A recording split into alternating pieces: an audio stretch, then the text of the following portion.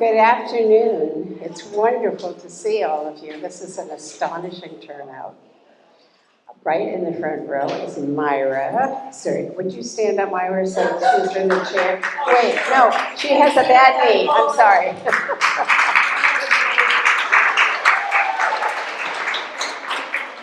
Thank you so much for coming.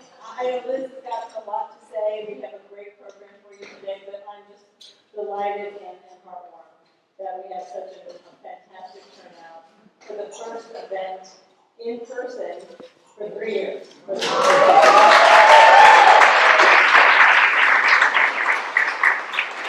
have an amazing program for you today. You're in for a real treat and a real thought-provoking rest of the afternoon. So thank you. This is Liz, our president. So, thank you very much. That sets a beautiful tone for this afternoon. Let me just mention before I even get started that we have with us this afternoon the Delta Sigma Theta sorority.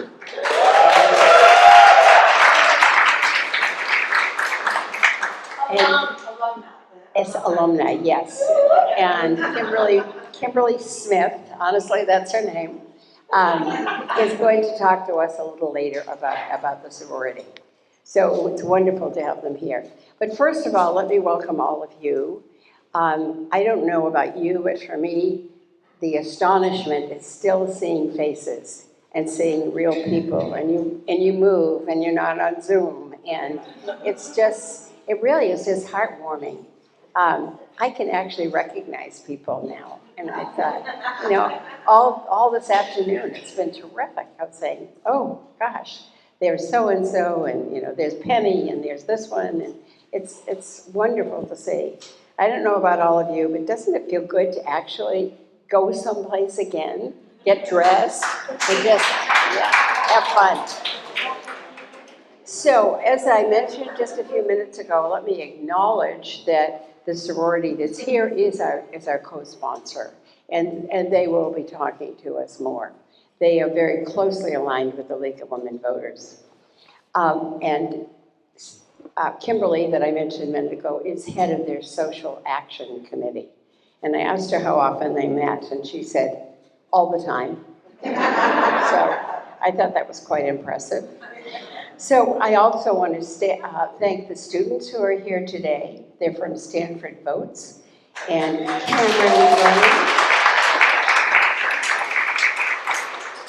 Cameron, are you here? Cameron had a conflict and she Okay, then. She has members of her committee here, however. Oh, terrific. And then, in addition to that, and I don't remember your name, but this nice. Oh, Kurt. So Kurt is an intern and goes to school very close by. So we had the wonderful experience last summer. We have been working with interns, and it's been a wonderful experience. For any of you who do not belong to the League of Women Voters and would like to belong, there are 2 tables out there. Please pick up some material. It's very easy. You can do it online. You can do it with a check, any way you'd like to. But please think about it. If you don't, I have a feeling a lot of people in here already belong. So thank you for that. So let me also talk about just what has been going on with the League lately, because we're very proud of the forums that have been put on. There have been 2 forums in the last couple of weeks. And in fact, let me call out some of the people who are here, because I noticed Kathy Miller is back, right? Yes. So guys, would you just stand up that have done the forum, because it's been so impressive.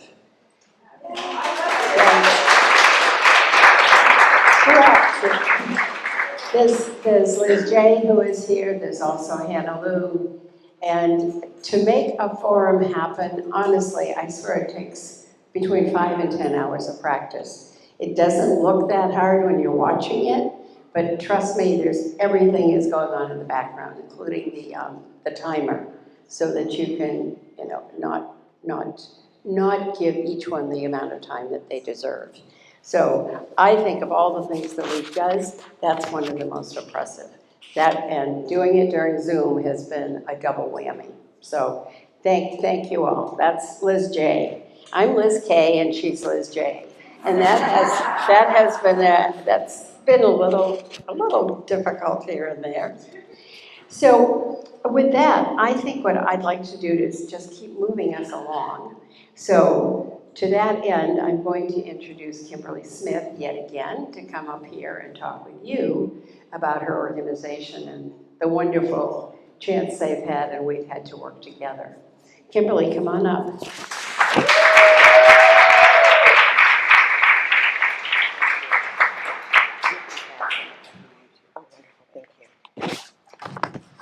Hello, everyone. I am Kimberly Smith, and I am the Chair of Social Action for the San Francisco Peninsula Alumni Chapter of Delta Sigma Theta Sorority Incorporated. And we are pleased to be here this afternoon with the League of Women Voters as co-sponsors of the fall kickoff event. Voter registration, voter education, and voter mobilization is very near and dear to my heart and to the heart of our organization, and I will tell you why in just a few moments. Delta Sigma Theta Sorority Incorporated was founded in 1913 on the campus of Howard University by 22 African-American young ladies. Our organization is predominantly African-American, and we were founded upon the tenets of sisterhood, scholarship, service, and social action. For the past 109 years, we have been at the forefront of community advocacy and activism.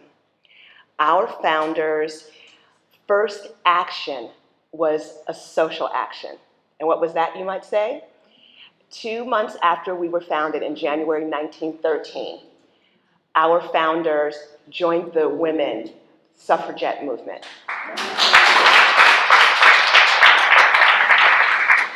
They were young black women.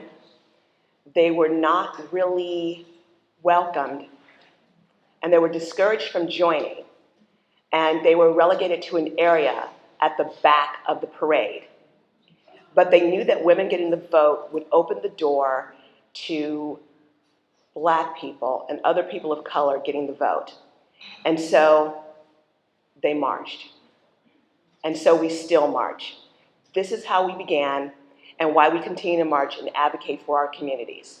We know, and the League of Women Voters know, that this midterm, democracy is on the ballot. We must show up. We must vote. And I know that my dear friend Liz and Myra have been talking about the advocacy table. Please sign up to be on a committee. We need you. We need your voices. We need you to get the word out. And so what I would say from there is we're so happy to be here. Please vote. And I'd also like to mention that the guest speaker is not just a member of the League of Women Voters. She's also a member of my sorority. So I'm very proud of that. So everyone, please enjoy the program, and I will turn things back over to Liz. Thank you so much for having us.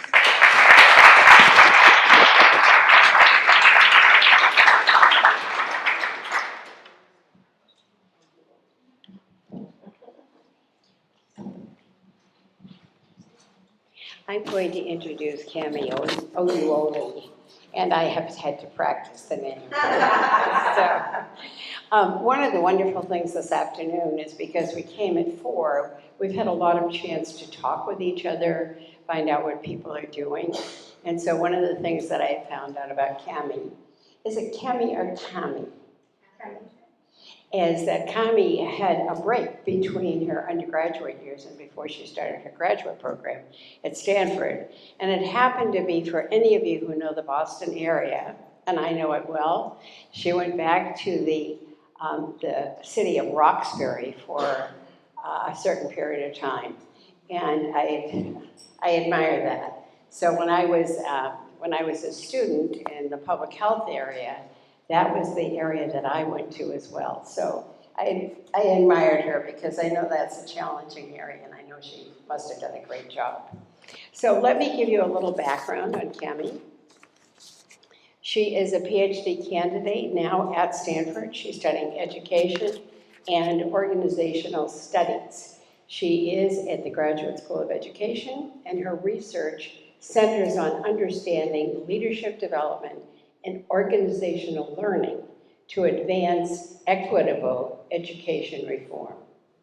Beyond her scholarship, she enacts her commitment to community by mentoring young people, volunteering with civic organizations, and building her faith community. The Spelman College alumna, I didn't know you went to Spelman, great, believes in the power of diverse coalitions, workers' rights, and radical imaginings. So we're so lucky to have her here this afternoon. She not only is going to talk, but she also will introduce the film, which is Suppressed and Sabotaged, The Fight to Vote. And there also will be a discussion. So with that, would you please welcome Kemi, our graduate student from the School of Education at Stanford.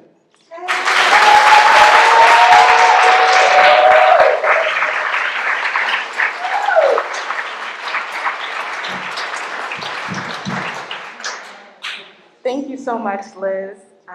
Thank you to the League of Women Voters for having me.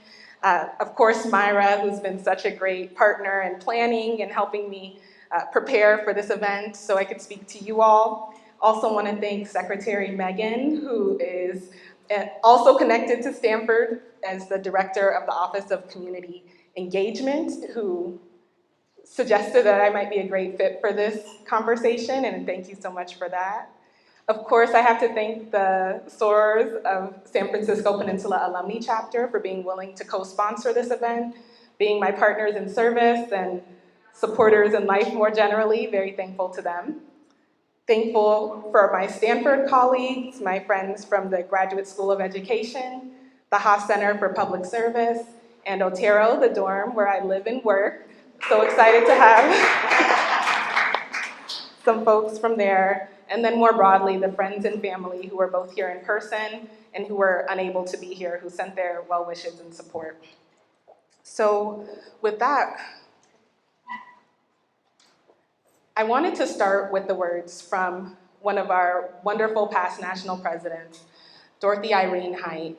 If the time is not ripe, we have to ripen the time. And Sora Height mentioned this, and she heard it from Benjamin E. Mays, and it really was an important part of her life and her mission.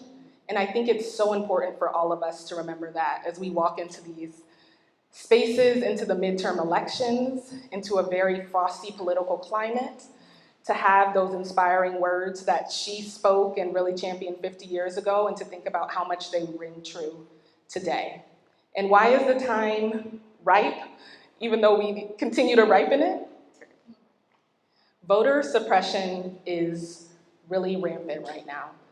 In the past decade, there's been an increase in these measures, like shortening the windows to apply for a vote-by-mail ballot, eliminating vote-by-mail opportunities entirely.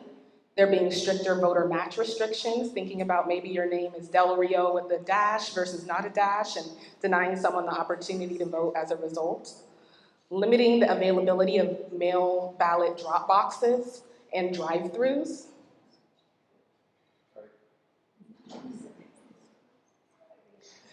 Harsher voter ID requirements, voter purges, which we're only watching an excerpt of the documentary, but if you watch it in its entirety, it talks a lot more about that. Making voter registration much harder, increasing barriers for voters with disabilities, increasing the numbers of voters for precincts, and you can think about both of those, having longer waits, being forced to stand, reducing polling place availability, so going from having a week of before election day voting to 2 days or 3 days, banning snacks and water to voters waiting in line.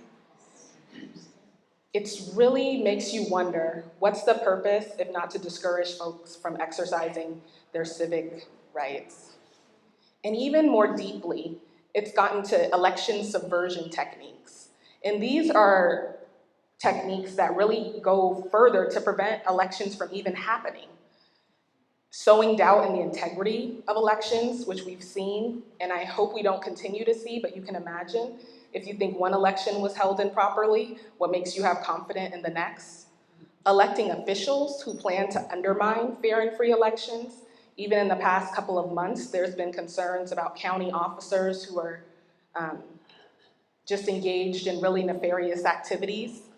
Partisan poll watchers who intimidate voters in their places where they come to vote, and then working to invalidate votes. So down the road, you can imagine if it's illegal to distribute snacks and water, what if you receive some of that water and then cast a vote? It could become challenged in that way. And we worry that as these measures continue, the election subversion and the strength of our democracy will just continue to weaken. So as we watch this clip from the documentary, you'll see some of these measures enacted and the ways they were in the 2018 gubernatorial election in Georgia. However, I don't want us to just despair. I think that can be a really easy tendency when you see the state of the world and wonder as if it's getting better. And so Kurt, if you advance. We aren't dealing with this for the first time. There's been a long history of people not getting the chance to vote in this country. When the Constitution was unveiled in 1789, only white men who were property owners had that opportunity. By 1856, the last state removed the restriction on property ownership, and still only white men could vote. After the very bloody Civil War, the 15th Amendment opened the right to vote to Black men, and still so many people were left out of the process. Then the decade in which both of these organizations, the League of Women Voters and Delta Sigma Theta sorority, came onto the scene. By 1920, with the 19th Amendment, women were given the right to vote, but as you'll see, many women were still excluded from this process. In 1924, the Indian Citizenship Act gave Native Americans their citizenship, which also gave them the right to vote. Still later, in 1952, Asian Americans were deemed citizens and were also given the right to vote, whereas previously folks had been excluded. In 1961, the 23rd Amendment gave the citizens of Washington, D.C. the right to vote in presidential elections, though their other representation in Congress is still a very fraught issue. In 1964, the 24th Amendment banned poll taxes, and that was an important step forward. But it was really in 1965 with the Voting Rights Act that there was a full slate of measures that were set forth to reduce voter suppression. And it was really the gutting of that legislation in 2013 that led to the rise of some of these tactics in the 2018 election. And in 1971, the 26th Amendment allowed citizens who were 18 to 21 to vote. So that was a lowering of the voting age. 1975, there was an amendment to the Voting Rights Act so that folks who didn't speak English would be entitled to get voting materials in their respective languages. And then in 1984, the Voting Accessibility Act for the elderly and handicapped made it much more possible for folks who were differently abled to vote. And then in 1993, the National Voter Registration Act allowed for voter registration at the Department of Motor Vehicles. So you can see, decade by decade, the enfranchisement opened to more and more people. It's been a slog. It hasn't always been forward moving as this timeline would suggest, and yet folks have done it, bit by bit, and that is the hope that we hold on to now. And even though the clip we watch of the documentary will be a little bit sorrowful in some ways, I want us to hold on to hope. So Kurt, if you advance. Here I have this quote from Mariame Kaba, who's an abolitionist organizer and really works to abolish the prison industrial complex. But she says, hope is a discipline. It's less about how you feel and more about the practice of making a decision every day to struggle toward justice. And when I think of that, it gives me such hope, because oftentimes I don't feel hopeful. I feel quite cynical, I feel quite discouraged, and I really have to hold on to this, that it's a practice. The work that we're doing is both urgent and it's important. The threats to freedom are real, so I don't want to diminish those, and the opponents to justice are many. And yet, being motivated by hope rather than fear is so compelling. When I think about how I felt during the election of President Obama, I felt hope, I felt enthusiasm. With the election of President Biden, it felt more so that we were just staving off a disaster. There was a little bit of hope in it, but it was more a sigh of relief. But when you think about what does that energy entail and what does that energy mean for our own willingness to jump into the electoral process, it's been stark. And so I'm asking us, as we watch this clip of the documentary, to take it in, but also to think about what parts of it make you hopeful. And I'll come back to the audience and ask you what pieces made you hopeful, so don't leave me hanging. Have something maybe that you could share, and I'll pass it over to Kurt to turn on the video.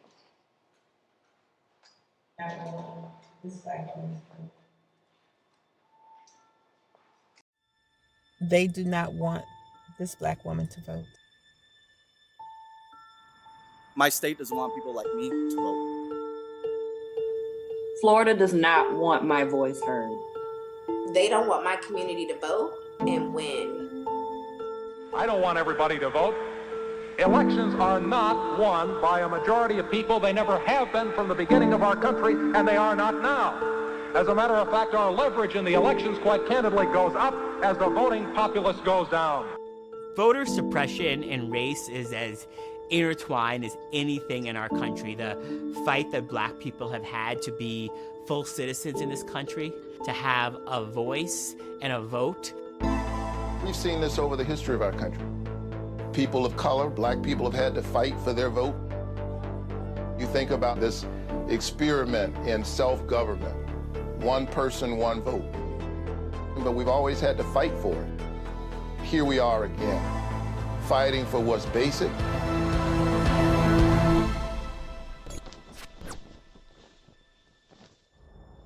We're now in a major election year with the 2022 midterms this fall. But before voters head to the polls, state legislatures may be changing how you vote. Driven by the big lie, driven by Donald Trump's claims of a stolen election, we see states across the country passing laws that make it harder for some people to vote. This is the #1 continuing threat to American democracy. If you want to understand how voter suppression can actually impact the outcome of the election, just go back to 2018 in Georgia in the governor's race between Brian Kemp and Stacey Abrams. Georgia's tight race for governor is getting national attention. Brian Kemp is not only the Republican gubernatorial nominee, he's Georgia's Secretary of State. Stacey Abrams looking to make history by becoming the nation's first female African-American governor. Volunteers are picking up phones and knocking on doors across the state. Come in and register to vote. We are very excited to register as many people as we possibly can. What do we want? Register to vote! When do we want it? Today! I come as one, but I stand as 10,000.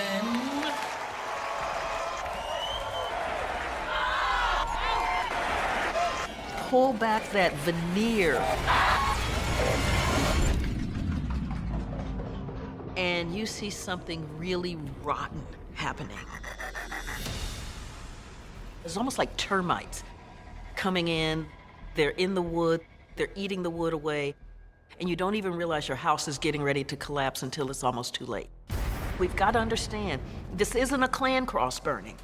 This stuff is very bureaucratic, it's very mundane, it's very routine, but it is lethal. I'd been in people's homes, I'd been in their neighborhoods, I'd held their hands. And so to get to election night and to start hearing more and more stories of voter suppression, to hear more and more from people who were told that they couldn't vote or who were turned away or had to give up because of 4-hour lines, That broke my heart.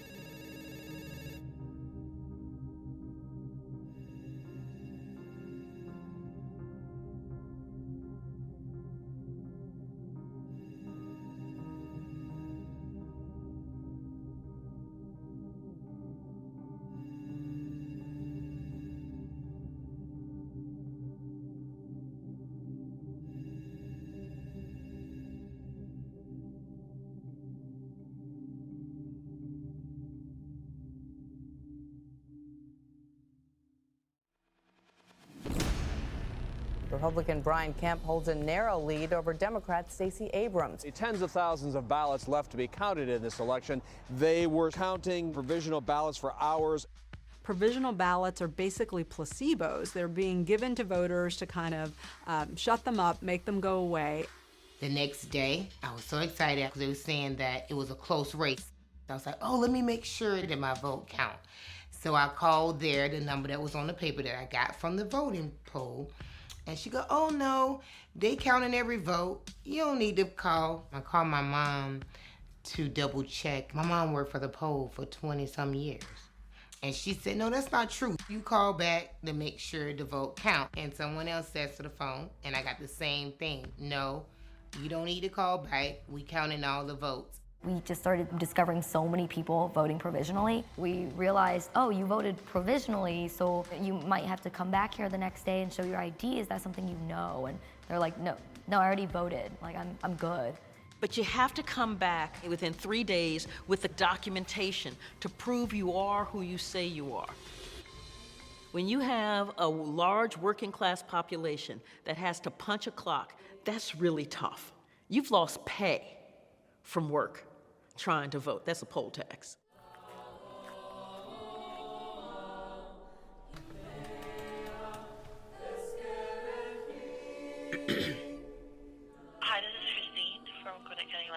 I wanted to confirm if my vote was counted or not. All right, what is your last name? Kimball. Let's see, there was no participation. So does that... You weren't given credit for voting. My vote was not counted. It looks like it on election day, yes, ma'am. No, I thank you. Goodbye.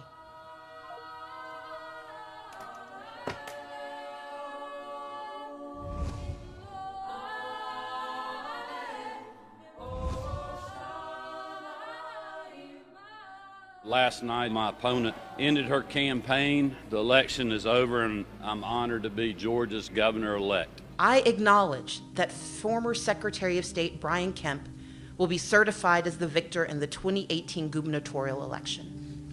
But to watch an elected official baldly pin his hopes for election on the suppression of the people's democratic right to vote has been appalling. This is not a speech of concession. Because concession means to acknowledge an action is right, true, or proper. As a woman of conscience and faith, I cannot concede that. The voter suppression that we saw in Georgia for the 2018 election between Kemp and Abrams was really just a precursor to the voter suppression laws that we're now seeing across the country.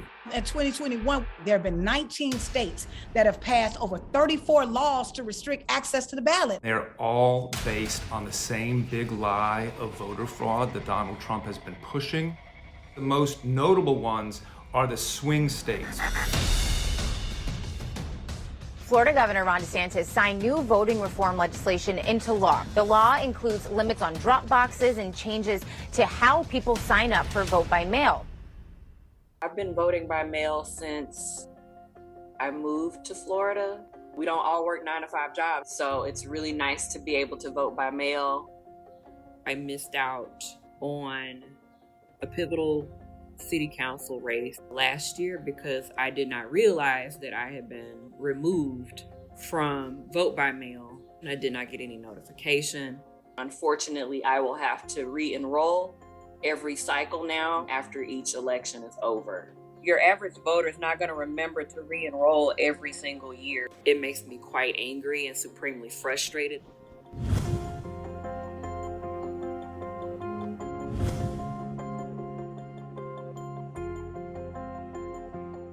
What it does is move the goalpost yet again in a long line or a game of voter suppression that has been taking place in Florida for so many years. The Republican-backed election reform bill is headed to Governor Greg Abbott's desk. The bill bans 24-hour voting and drive-through voting. I loved the drive-through voting experience. It was safe, it was secure, it was convenient, and very efficient. You vote from the comfort of your car. I drove others to cast their ballot, and for some, it was the very first time ever. And had it not been for drive-through voting, they probably would have never voted.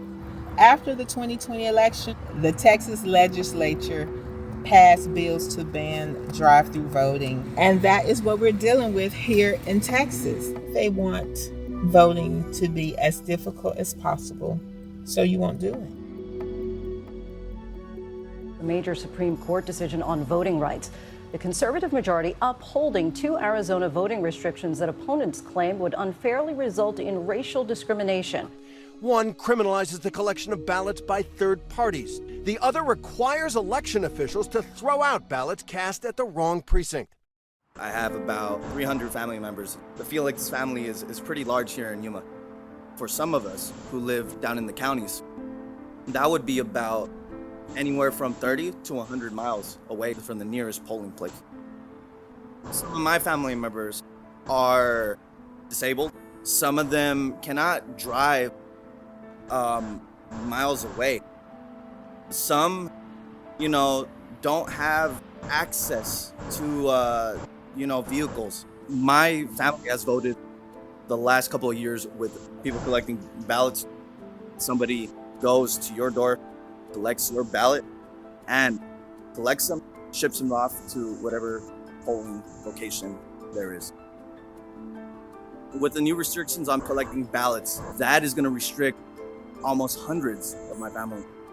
It's silencing the votes of many, many rural Arizona people.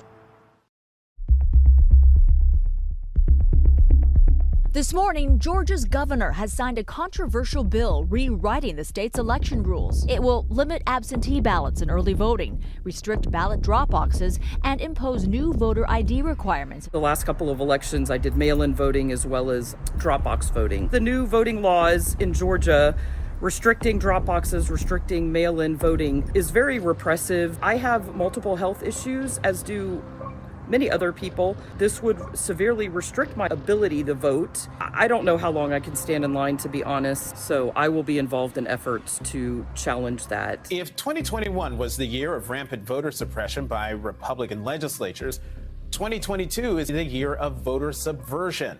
Election subversion actually tries to prevent the mechanics of elections happening. And it could be anything from partisan poll watchers coming in and intimidating someone from their participation at the polls. And it could also be very much of identifying ideologues to start feeing those election officials. Both Democrats and Republicans who defended the integrity of the 2020 election have been purged from their position. 163 Republicans who've amplified the big lie are running for statewide positions with authority over elections. This is akin to giving a robber a key to the bank. I call it election sabotage, because really that is what these laws are designed for. They're designed to allow partisan officials to sabotage valid election results. This insurrection has now taken root in our states. If the response to increased participation by communities of color, by young people, by women is to restrict their access and impede their participation, our democracy is not safe, it is not sound, and it is not resilient. We are not going to let them take from us what our grandparents and parents fought and suffered and died to give us in the first place. We had record turnout in the United States of America in 2020, and that tells me that people are awake. They understand what's happening. They're going to participate, and they're going to fight for their right to participate. We're in the eye of the storm, and we need every single American to cut up with that same amount of energy that we did in 2018 and 2020. Keep yourself educated about what's going on in your state with any voter suppression or election sabotage laws that have been passed. Educate your friends and family, your coworkers, your community. Make sure that everyone knows what's going on. We have to put pressure on those that we've elected. It doesn't matter whether it's a Democrat or Republican. We should be burning their phone lines up right now around voting rights. Register people to vote. Register your friends, your family. Talk to everyone. Become the vote captain of your household. Join a local organization in your community. Get involved locally. Become a poll worker. Get trained. If you don't like something, you can either volunteer or run for office. We can't fight these issues alone. We have to be organized and we have to be engaged. What's at stake is electing people who look like us. What's at stake is getting policy passed that will help protect us from these types of laws in the future. Any voter suppression law is not just about black people, it is about America itself. On my mother's dying bed at 92 years old, former sharecropper, her last words were, "Do not let them take our votes away from us." We've got to make democracy together. From sea to shining sea.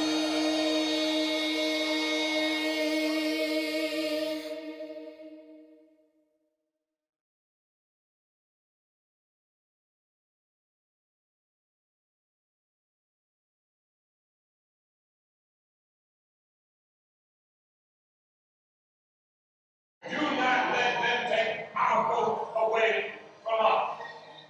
We've got to make democracy together.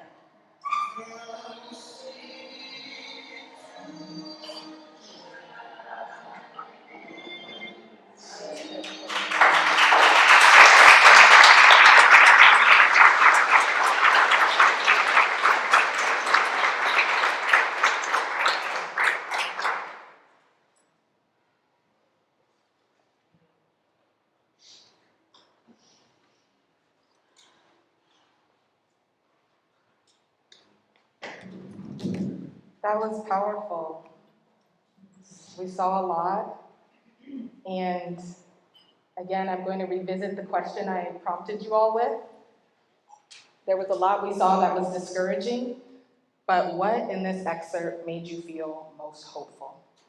So I'll give you a moment to reflect and think of that, and then I'll start moving the mic out to the audience. Kurt, can you turn the lights up for us?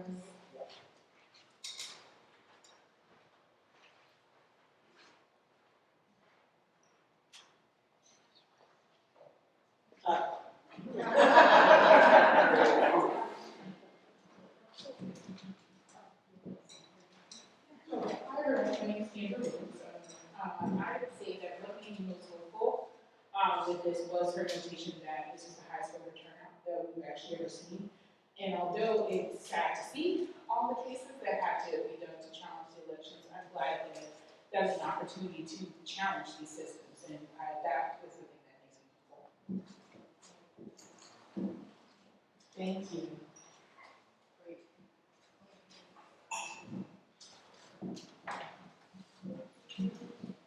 Hello everyone, my name is Q Roshne Clay. A part that made me most hopeful is an individual, they mentioned they're sick so they can't do the mail route anymore, but they said that's something I'm going to fight for, so that made me hopeful.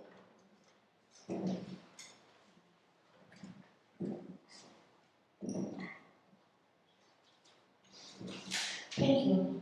My name is Samina Sundas, and I am an American Muslim. And voting is very, very important. And what made me hopeful was a sea of people. Doesn't matter what it is that they're trying to suppress. They're out there and they're going to stand in line for hours and hours. I wish we could challenge this one rule that they have made, that we cannot use snacks and water. That statement should be illegal. That's the statement that should be illegal, not giving water to people. Can you repeat what you said? I didn't hear everything. Yes, just noting that it's really powerful that everyone stood in line and is willing to wait these long amounts of time to exercise their rights to vote, and that it shouldn't be allowed to not give them snacks or water while they're making such a sacrifice to vote. That should be illegal. It should be illegal.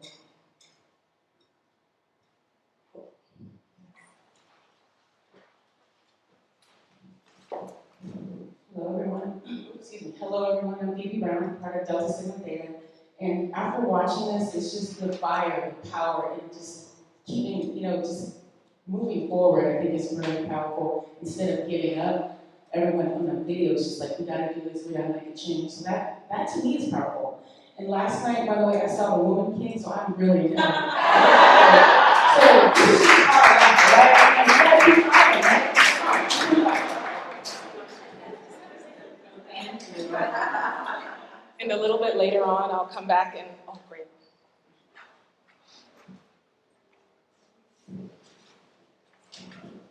One of the things that made me so hopeful, and it's still, Can you stand up?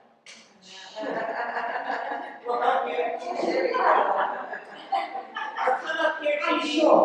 Right, and so, Come up here, Jeannie. I know you have a lot to say. Can you stand in the chair? So what made me most hopeful, I'm 83 years old, was to see how long people have been fighting the same fight. And the fact that that capacity to keep fighting stays in the community, to me, is the bedrock of where all change begins. I felt suddenly proud of everybody who had done all that. Yes.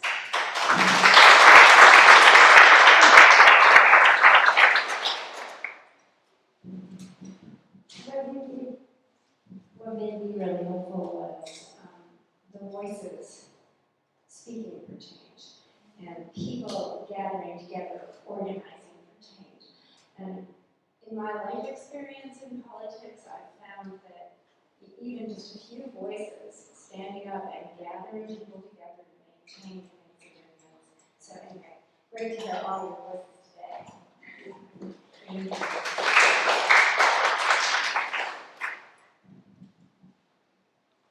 I think it's most impressive and inspiring for all of us are people who put their lives on the line year in and year out.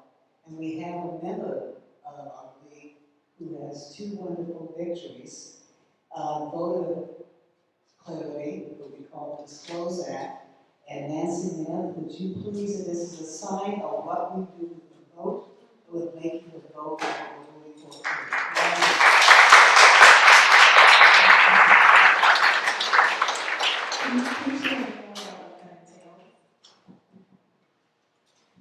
Yeah, I'm a volunteer for California Clean Money Campaign. And the California Clean Money Campaign just passed, and the governor just signed on Thursday and Friday 2 bills. One of them is called the Ballot Disclose Act. And on the ballot, you will, at the end of each ballot, a summary, you'll see supporters and opponents, which is now on the ballot pamphlet, but many people can look at the ballot pamphlet. And the other bill, the Disclosure Clarity Act, among other things, will require online ads to show their top funder in a readable way.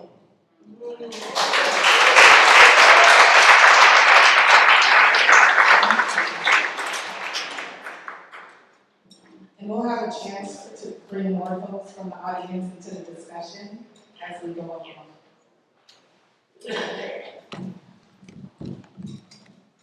And so as we were talking about the things that made us most hopeful, a way that I have started to think about this work, and it's related to my academic work, which sometimes takes over my life. One of my classmates can tell you that in that dissertation process. Can you advance the slides, maybe? Oh, yes. Kendra, maybe you could just forward arrow. Yeah, thank you. And so one framework that I've used to help me think about this is institutional logics.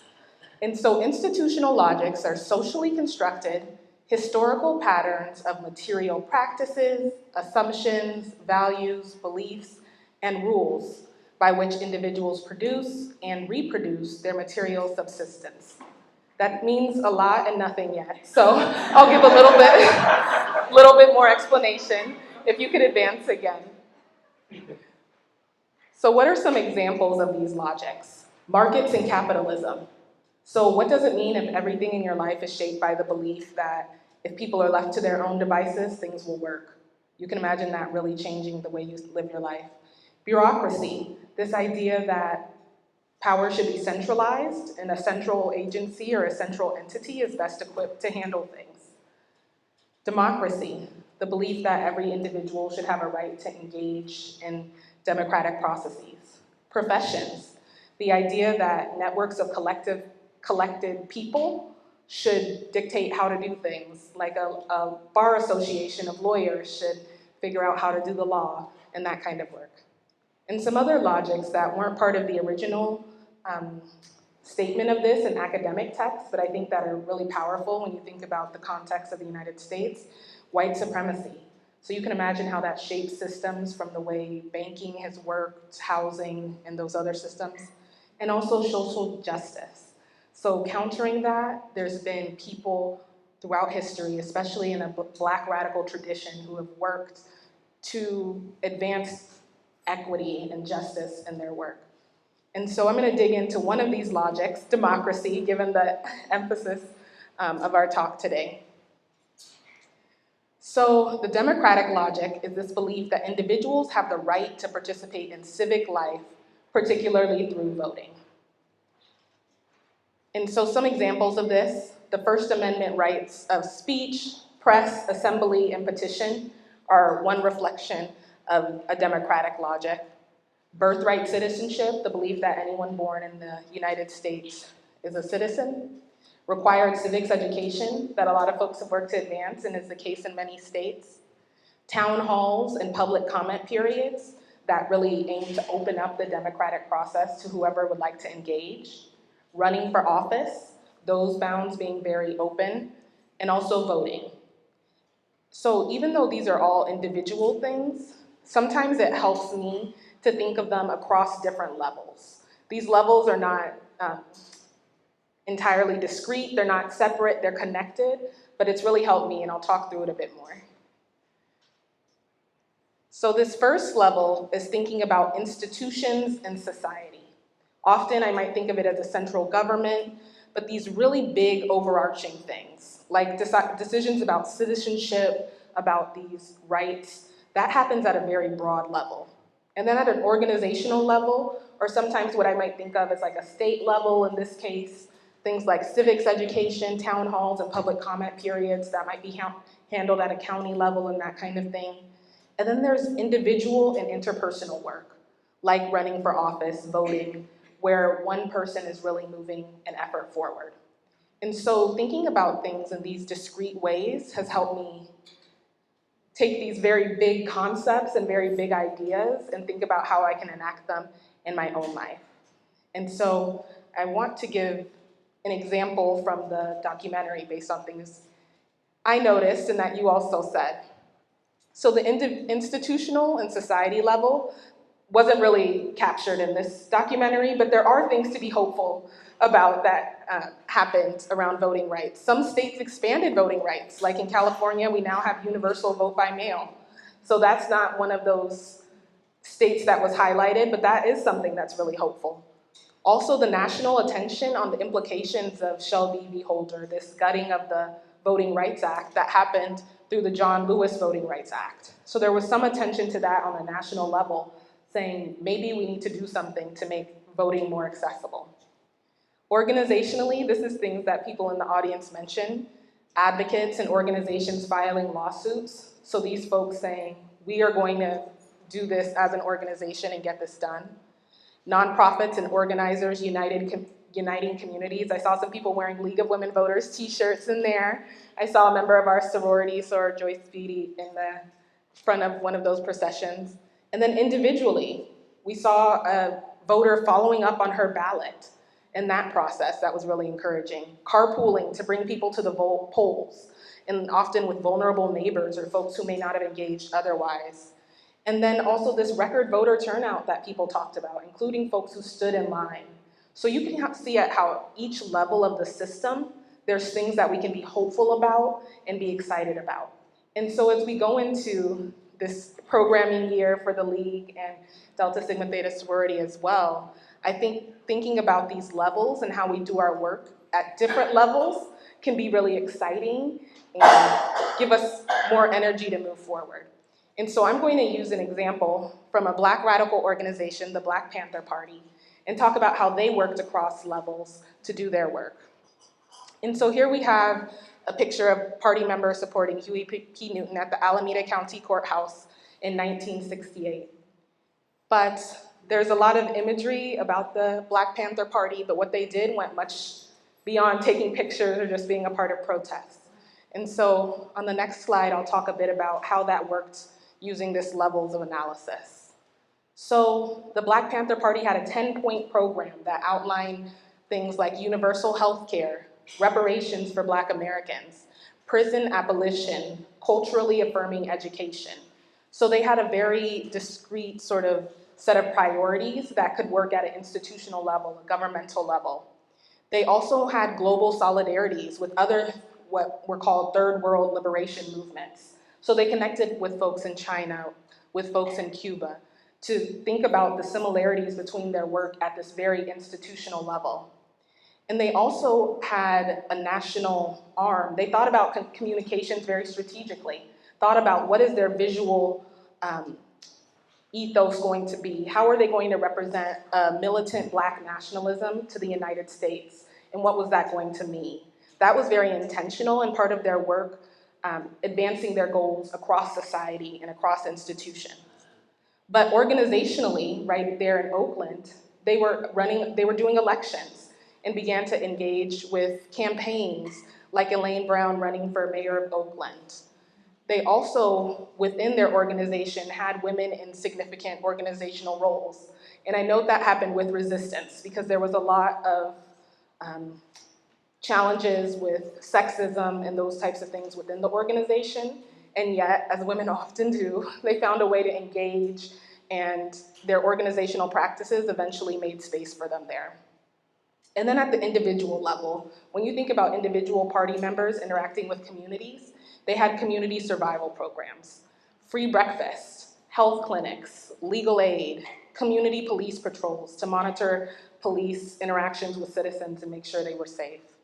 So they had ways of engaging nationally, broadly with policy, organizationally, and then also individually, person to person. And so that is a really powerful example. I wanted to, on the next slide, celebrate some of the women of the Black Panther Party. There's actually a book coming out. I'm not affiliated, I'm not getting a bonus or anything like that, but I thought it might be of interest to some. And it's written by Stephen Shames and Erica Huggins, who spoke at Stanford a couple of years ago during the pandemic and is one of the women who was really influential in the party's early days and ran the Oakland Community School that the Panthers had in Oakland. So really exciting. I'm excited to check out the book and learn more, and I thought it might be of interest to some of you as well. And so then I wanted to reflect on my own practice to give something we all could hopefully walk away with. How do I, in my own work, think of my work across different levels? So institutional, society-wide, I think of my scholarship. As a doctoral student, I try to engage in educational discourses in my writing. When I speak at conferences, how am I communicating about education reform with people very broadly? I'm trying to build relationships with policymakers. This might be a little bit more a future goal, but I hope to do my work closely with policymakers and build relationships so that my scholarship can inform the way things actually run at a broader level. Then organizationally, I work in a research practice partnership with a local school district where I offer research support, and where possible, I'll get grants and make sure there's grant funds allocated to support the district programs to work towards those goals there. And then also at Stanford, I've really worked with other community organizations like Students for Workers' Rights and the Student Solidarity Network to advance worker and student supportive policies at Stanford. So within the organization where I work and I live, how is that entity becoming better for everyone who engages with it? And then at an individual level, where I connect with folks, teaching, as Liz mentioned so kindly, I did teach in a classroom, and you do have a lot of that individual work. And now I'm not as much teaching there, but when I do teach or engage in teaching at Stanford or in other spaces, I try to do so with kind, critical, and broad conceptions of service. So I interact with students in ways that hopefully helps them think about public service in expansive and imaginative ways. And then also mentoring students, especially those who are underrepresented in the academy. What it means to work in a university or be a part of university life can be very opaque or unclear to those who aren't a part of it. So taking any knowledge that I have and sharing that with others is really important to me. And so as I think about my work across these levels, you might say, why do you need that? Or why is it necessary? We know that there's teachers who spend their entire career very profitably working with students and making a change that way. And we know there's some folks in policy or lobbyists who work in that top institutional bucket for their entire careers and are very productive that way. But I found in my own practice that sometimes staying in one of those can get exhausting. It can feel discouraging when you deal with the polarization and you're dealing with the slowness of policymaking and you haven't connected with people.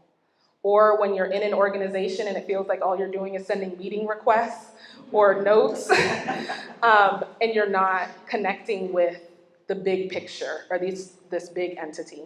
So I think that's something that's been really encouraging to me.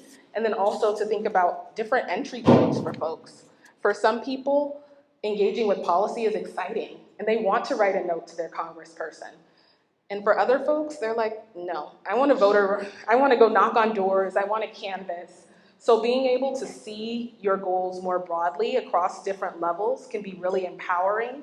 And within the organizations that are co-sponsoring this event, there's work at all these levels. The League of Women Voters doing voter guides, national lobbying and advocacy. Same Delta Sigma Theta hosts Delta Days at the nation's capital every year where there's lobbying and more than 1,000 members of our sorority go to advance those causes. Organizationally, working within these entities, as many of you do, and trying to advance their policies. And then individually, especially with youth, which is something important to me, the League doing work around civics education and educating high schoolers about getting them pre-registered to vote before they even turn 18, and Delta Sigma Theta hosting youth programs for Black teen girls and thinking about their role in the world. So again, finding those multiple points of entry can both be energizing, productive, prevent burnout, because sometimes you might be tired of one of these buckets and you're like, okay, maybe I need a little separation from folks, and you can switch up and see things that way. And so now with that said, I wanted to open up for some discussion. I include the information in case you're not connected to either of the organizations, so you can do that. But I wanted to open up broadly and ask, how do you work across levels in your own work? And this might be a new idea to you, but maybe you can see threads between how you've worked one-to-one with people and then more broadly on policy or within organizations. What makes you most energized in service and advocacy? And then what next steps or commitments are you making in your own practice? And I think that can definitely incorporate things you learned from the excerpts of the documentary, which I encourage everyone to watch the whole thing. It's just 40 minutes, and we just gave a snippet of it. But I'm happy to take any comments and facilitate discussion across these points as folks feel led.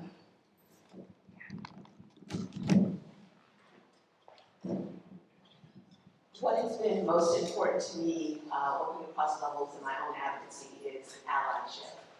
I have met some amazing people who work within some amazing organizations, and their voices, along with my own, can be amplified. We get our messages across, we bring in our own networks of folks, and we are so much stronger as a platform. So that type of thing is really important to me. Yes, and we have some of that going on here today across organizations.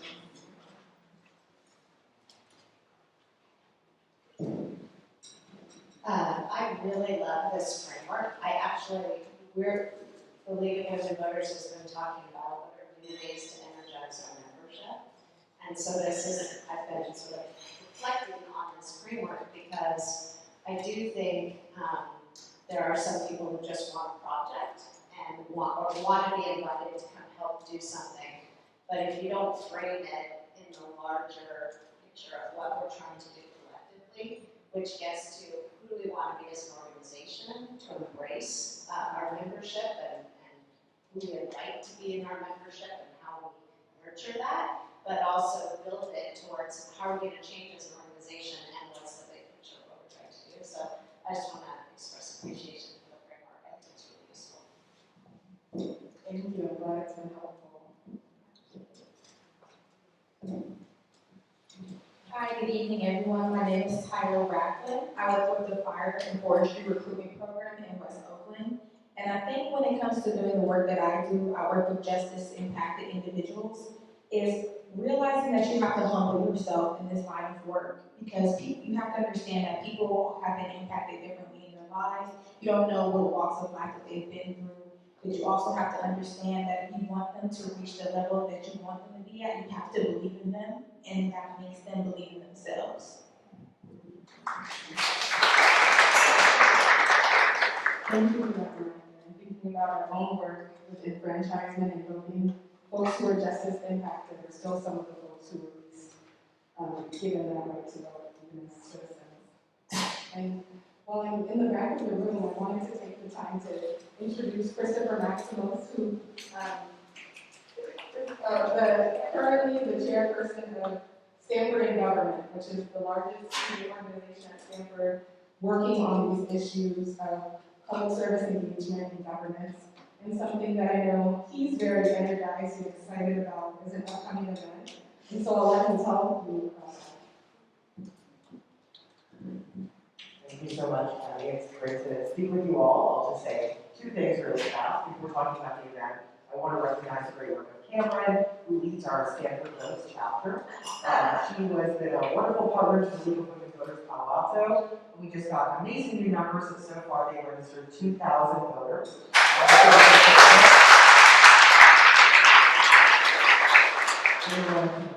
So yes, we look forward to continuing to work with you. But if you're so energized by today and you want to do another event tomorrow, we have something for you. On the Stanford campus, we're bringing in Marianne Williamson tomorrow, 2020 presidential candidate, to speak both broadly about justice issues, but also about how we can think about it and change after the election. You are all welcome to join. It's free to come. It's just mariannewilliamson.eventbrite.com. And even if you can't make it tomorrow, follow us on our website, sig.stanford.edu. We'll post even more content for the week to come. Thank you.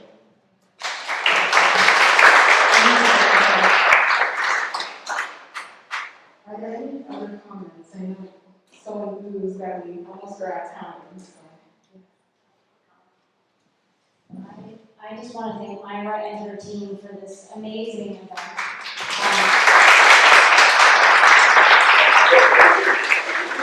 And what gives me hope? This is what gives me hope.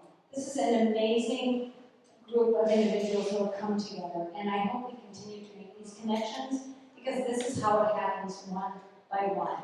You know, I register one person at the Opportunity Center, a homeless person, and that gives me hope.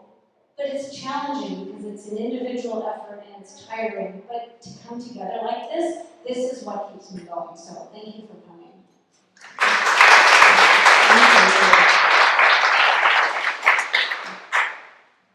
And so I hope across these levels you're able to identify something that you can do, whether it's registering someone to vote, or even if they're registered, sometimes the hard part is reminding them to actually look at those things, or look at, in California, we have so many ballots, referendums, so encouraging them to look at that critically rather than leaving those empty. But I know that, as was just mentioned, as working together, we have a lot of amazing things that we can do. So let's carry this energy with us into the 2022 midterm elections. And with that, would you like to? I'll hand it to Myra to close the event.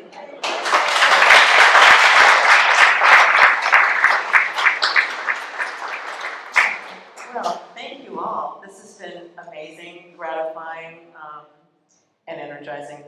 Kemi is an incredible speaker. Let's give her another